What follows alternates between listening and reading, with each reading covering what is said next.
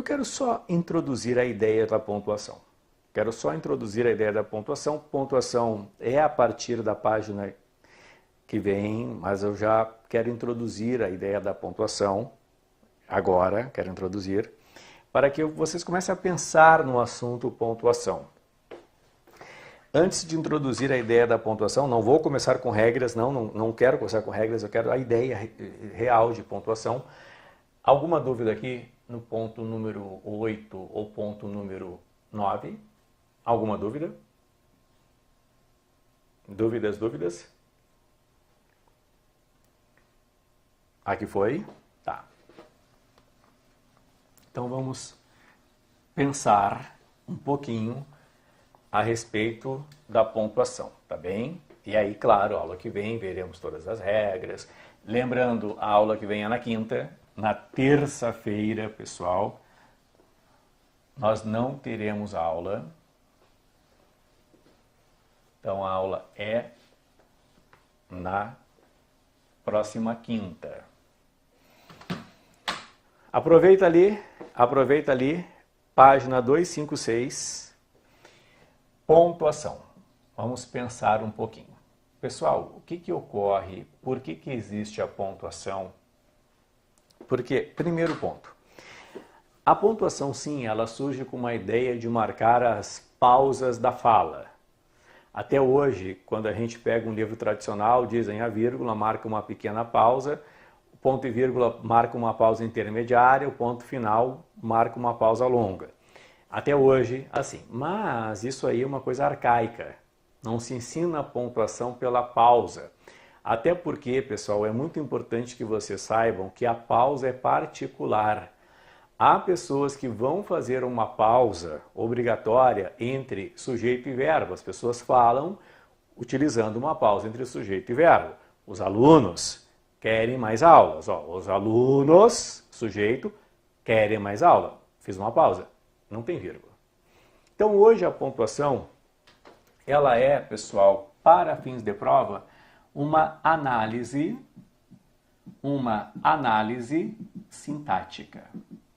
Então, não existe mais a pontuação que não seja a pontuação por análise sintática. Que pode ser uma análise sintática interna, que é sujeito, verbo, objeto direto, ou externa, que são as orações. Então, é uma análise sintática. Ora interna, ora externa. Mas, então, análise sintática interna, aí está ligada às funções sintáticas, sujeito, objeto direto, objeto indireto, adjunto adverbial. Análise sintática externa, que está ligada às orações. Então, qual é o grande problema da pontuação? Se a gente pegar hoje em provas de concurso, quais são as matérias mais difíceis? Análise sintática interna, funções sintáticas, de fato, cai muito e é uma das matérias mais que eu tenho que estudar mais. E orações, que acabamos de ver. Olha a quantidade de... Quantas aulas ficamos em orações? Então, a pontuação, ela une só verbos, que não está aqui, mas hoje verbos não é forte em concurso, como já foi. Mas vamos lá, orações e funções sintáticas. Pontuação, ela une duas das questões, duas das aulas ou assuntos mais difíceis para nós. Então, por isso que a pontuação, ela fica, pessoal, mais difícil. Tá? Então, é por isso. Agora eu vou analisar um pouquinho. Professor, alguma previsão de quando vai ter curso de redação? Depende, João. Depende. Se é o curso de redação comigo, o João é de onde, João? É do Rio Grande do Sul mesmo ou de outro estado? Se é o curso de redação comigo, é somente lá no Rio Grande do Sul, beleza. É somente lá no ano que vem. A gente vai abrir matrículas em março para começar... Desculpa, abrir matrículas em fevereiro para começar em março, porque a gente vai ter duas modalidades desse curso de redação. A gente vai ter um combo de forma específica mais para a Polícia Civil, é um combo para a Polícia Civil, e vai ter a possibilidade da pessoa fazer esse combo online, ou presencial, porque daí eu vou fazer uma turma de sábado, a partir de março do ano que vem, presencialmente, né, com aulas de português e com a redação, porque esse curso de redação que eu dou, ele tem início, meio e fim, e tem progresso. É ponto a ponto, o progresso da redação ele é demorado, não é exatamente igual ao português, então cada aula é um ajuste, cada texto é um conserto, é um progresso, é lento, não adianta, por isso que são várias e várias aulas. Então, esse aí, lá, a gente vai lançar em fevereiro e vai começar lá em março. A gente vai ter a modalidade online, como é que vai ser esse curso, né? De manhã só português, de tarde a primeira parte português e sempre na última parte da aula, 1 hora e 20 redação. Então todos os sábados haverá esse... Claro, a ideia é para o concurso, para que ele pegue bem o concurso, tá? Vamos supor, João, que o edital já saia agora em janeiro. Daí, infelizmente, a gente não vai conseguir fazer. Saiu em janeiro, não vai dar tempo de fazer, porque ele é um progresso, né? Mas, se não for comigo, já tem curso de redação também no nosso site. É que eu ainda pego, a gente vai fazer um trabalho lento. Acredito que vai dar tempo, viu? A minha programação é 10 sábados, são 20 aulas no total, né, de português, 10 aulas de redação, então 10 sábados dá 2 meses de aula. Então a programação começa em março, março, abril e a primeira semana, porque sempre tem um feriado no sábado, que eu não estou lembrando agora, março, abril e a primeira semana de maio, mais ou menos isso. Tá bem? Mas vai dar tempo sim. Pessoal, nessa lógica da análise sintática interna e externa, a frase tem uma estrutura. Qual é a estrutura da frase no português? A estrutura é sujeito, verbo, complementos, que eu já vou falar o que é na pontuação, e adjunto adverbial. Então, esta é a estrutura básica. Complementos aqui na pontuação, complemento no português são 2, tá? O objeto direto e o objeto indireto. Mas na pontuação também colocamos o predicativo do sujeito. Esta é a estrutura da frase. Quando alguma coisa sai desse padrão, isso aqui tem nome, padrão frasal, tá? Quando alguma coisa sai do padrão, é porque eu mudei alguma coisa pessoal e eu tenho de mostrar para o meu leitor. Infelizmente, o português é incompleto. Como assim? Ele só tem previsão aqui para intercalações se eu colocar qualquer coisa que não seja do padrão frasal, eu tenho que mostrar para o leitor. Por exemplo, pessoal, aposto. O aposto não está aqui. Ó, é sujeito, verbo, complementos, coloquei quais são, adjunto adverbial. O aposto não está aqui. Então o aposto, ele não é do padrão.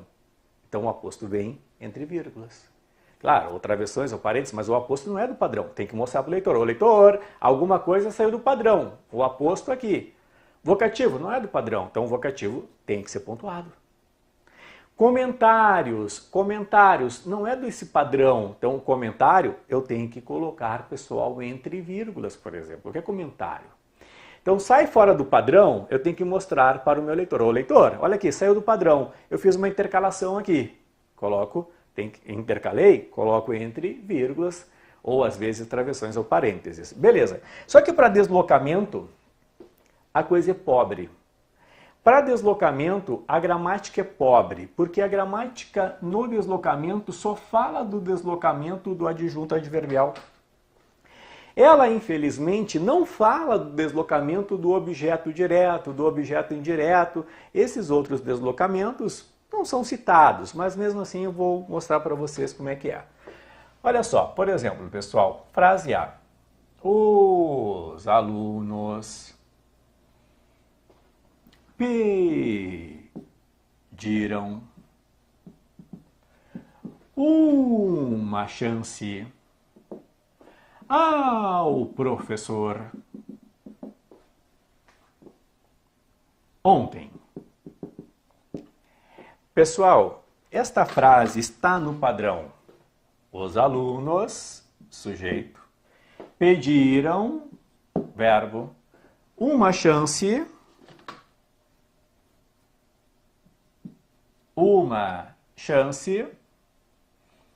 objeto direto, ao professor, objeto indireto, ontem, adjunto adverbial. Muito bem. Tá no padrão, tá tudo bem, o que eu faço? Faço nada. Os alunos... Ó, mesmo que eu faça uma pausa aqui, os alunos pediram uma chance ao professor ontem. Eu não posso virgular. Tá bem? Eu posso fazer uma pausa tranquilamente entre sujeito e verbo. Os alunos pediram uma chance ao professor ontem. Eu posso fazer pausa onde eu quiser. Os alunos pediram, os alunos pediram uma chance ao professor ontem. Nota, eu faço pausa onde eu quiser.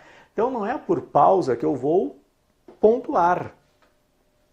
Se eu quiser, eu coloco pausa. Os alunos pediram uma chance ao professor ontem. Eu faço ênfase, como eu leio. Então, esquece pausa, esquece, vai na análise. Agora, pessoal, eu poderia colocar assim, ó. Imagina comigo, olha só. Ao professor,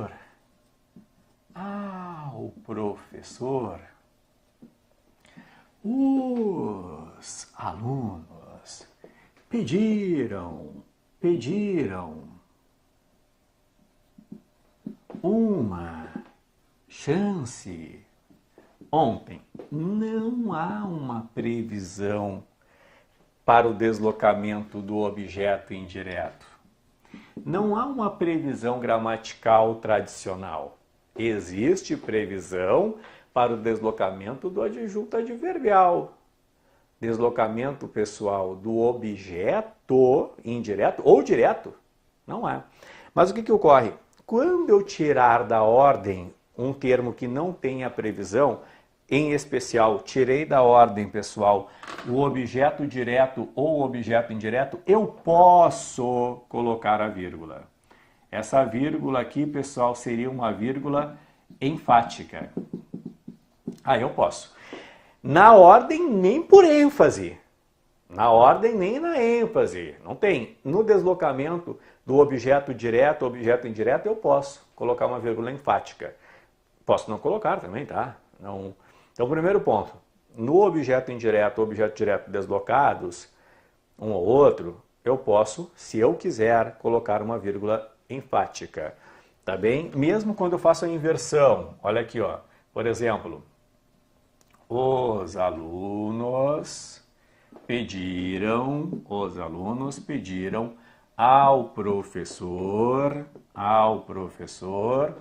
uma chance ontem. Então aqui, o que eu fiz?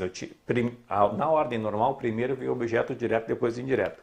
Quando eu os inverto, pessoal, se eu quiser, não é nem normal, o normal é não pontuar, tá?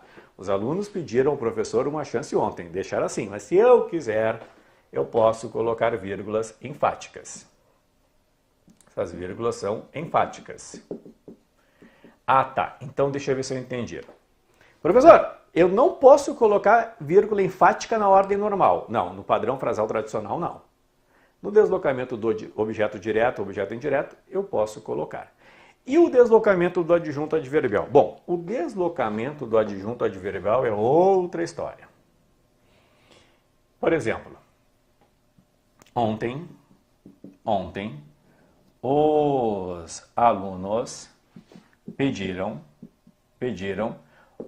pontinhos, uma chance ao professor. Naquele dia, os alunos pediram uma chance ao professor. Durante a aula passada, os alunos pediram uma chance ao professor. Bom, durante a aula passada, os alunos pediram uma chance ao professor. É que aqui há a previsão. Adjunto adverbial deslocado à previsão. O que se diz? O adjunto adverbial deslocado deve ser virgulado. Ponto número 1. Então começa assim. A gente vai falar na aula que vem, tá? Só que aí eles colocam uma observação ridícula. Eles dizem assim, mas se for de pequeno porte, é opcional. Então vamos lá. O adjunto adverbial, tá bem assim, ó. O adjunto adverbial deslocado, o que é deslocado? Não estando no final, deve ser virgulado. Ponto. Regra. Observação. Se for de pequeno porte, é opcional. Aí acabam conosco. Por quê? Porque ninguém sabe direito o que é pequeno porte. A grande verdade é essa. Ontem, pequeno porte, senso comum. Naquele dia, pois é, né? Pequeno porte, médio porte. Durante a aula passada, é tudo relativo. Então não se sabe o que é pequeno porte e grande porte. A gente tira lá da Academia Brasileira de Letras, ABL, pessoal. ABL, que é pequeno porte. Eu coloco muito contrariado isso, mas tudo bem, pequeno porte. Até 2 palavras. Acho ridículo isso aqui, pessoal. E há bancas que não respeitam isso. A FCC, por exemplo, qualquer tamanho, é tudo opcional. Mas vamos lá. Até 2 palavras, pegando a Academia Brasileira de Letras, porque é um caos isso aqui. Então, tentando dar uma concretude, né? Até 2 palavras. Então, ontem, pessoal, a vírgula é opcional. Naquele dia, a vírgula é opcional. Mas, pegando ali, durante a aula passada, já é um porte, vamos dizer, passou de 2, grande porte. Aí, pessoal, obrigatória, tá? É o que normalmente as bancas consideram.